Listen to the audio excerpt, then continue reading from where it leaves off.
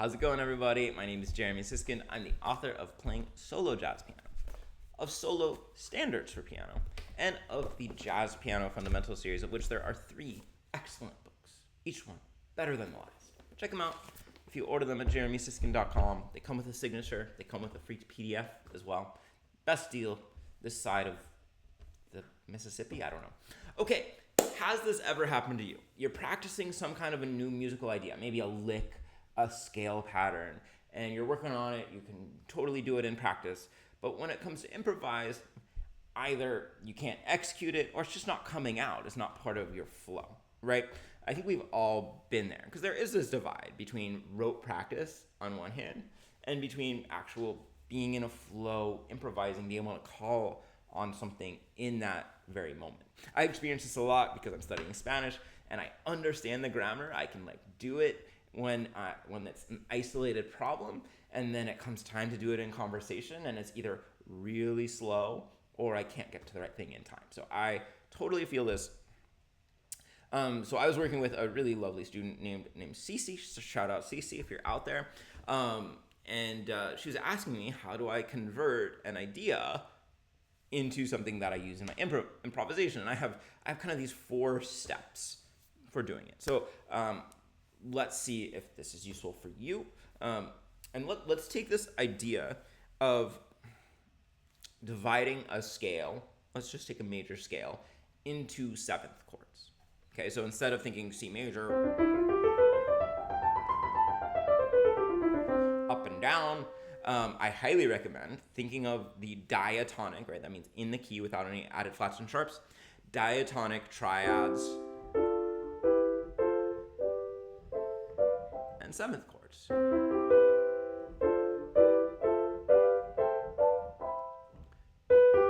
Okay, but we're gonna play them melodically. So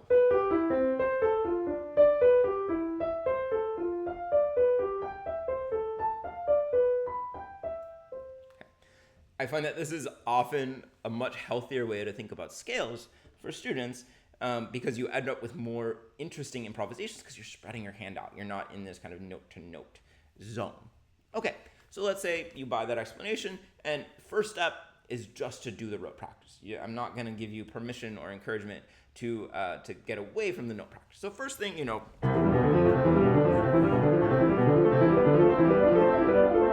okay, easy in C. D flat.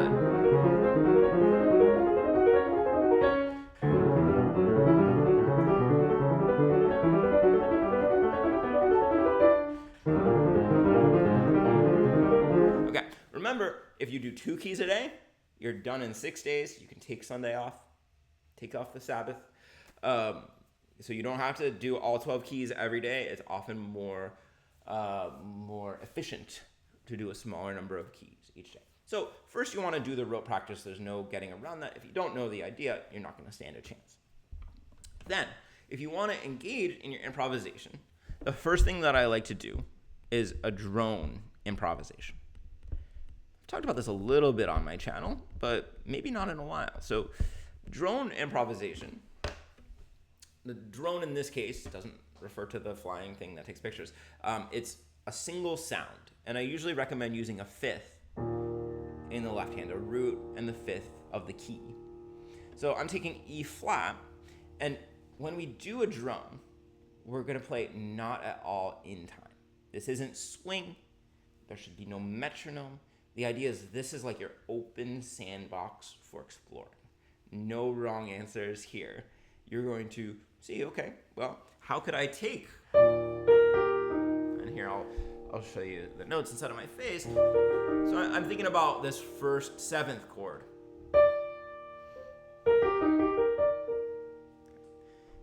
Drone is one of the few times I'd say, okay, use some pedal, it's okay. Right, there's no chord changes here.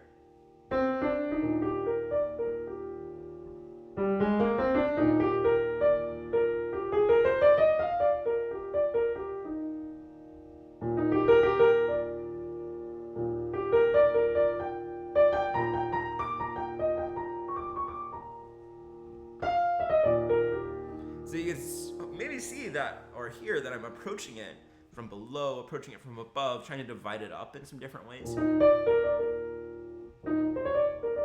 Adding some ornaments.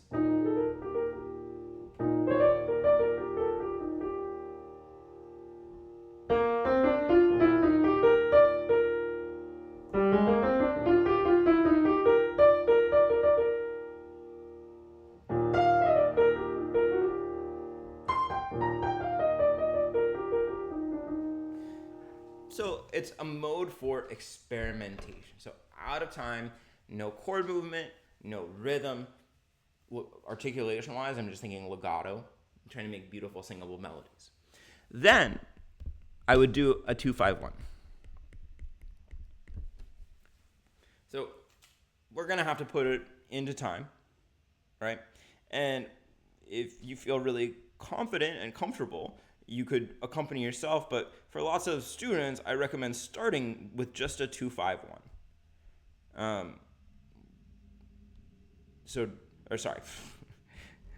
trying to load this thing. I recommend starting with iReal Pro or some kind of a backing track is what I intended to say. So here I've got my backing track in E flat major.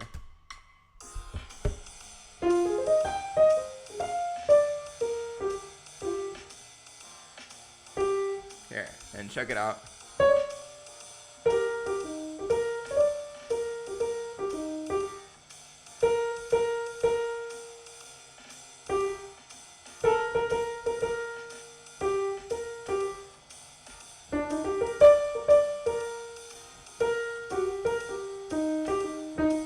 So this is my test to see, can I put these things in time?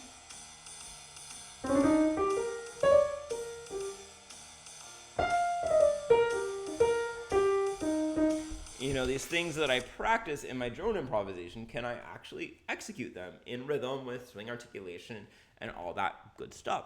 And of course, you can try that at many different tempos. So if the answer is no, you can't execute at 120 beats per minute that I was just playing, absolutely the beauty of iReal Pro is I'm going to put it down to 80 beats per minute here.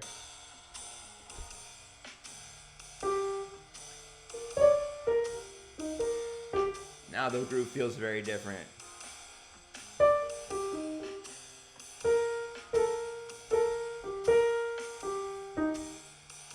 You know, absolutely change the tempo. And then, you know, if you can do it, push the tempo. Now, so far we're just staying in a single key, right? So the next step is to actually try this on a tune. And in step 3, we're going to overdo it. Really, I want to try to do nothing but whatever it is that I'm trying to achieve or work on.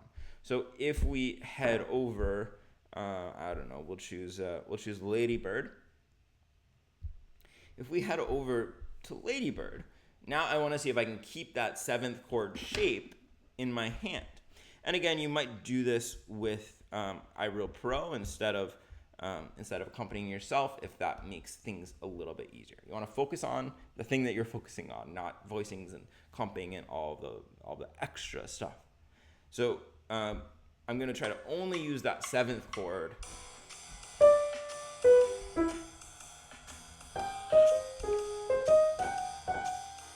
So I'm keeping the same hand shape.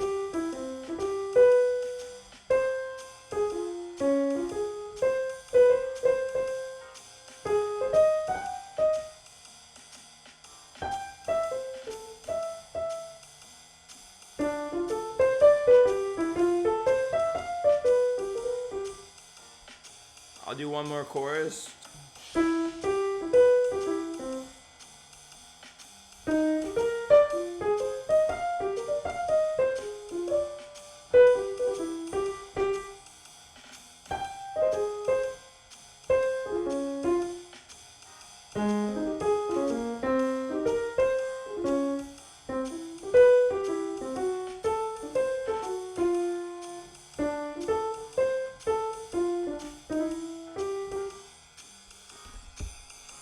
And now those of you who know this tune and were listening closely might have noticed that, you know, the last 2 measures have really quickly moving chords in pretty different keys.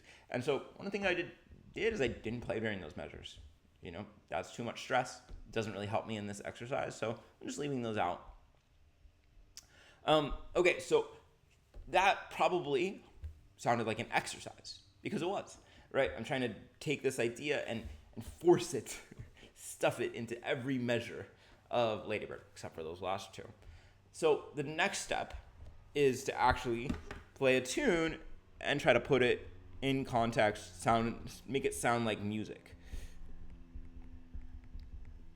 So I'm going to be using this idea, but not just using this idea now. Now I'm going to use it sometimes and try to play tastefully other times. And in the process of doing this, I would recommend that you do a little bit of planning of where you're going to use this idea. So for this run through, I'm going to plan to use it in these two places, on the C major 7 and on the A flat major 7. Let's see how it goes. See if you can hear it.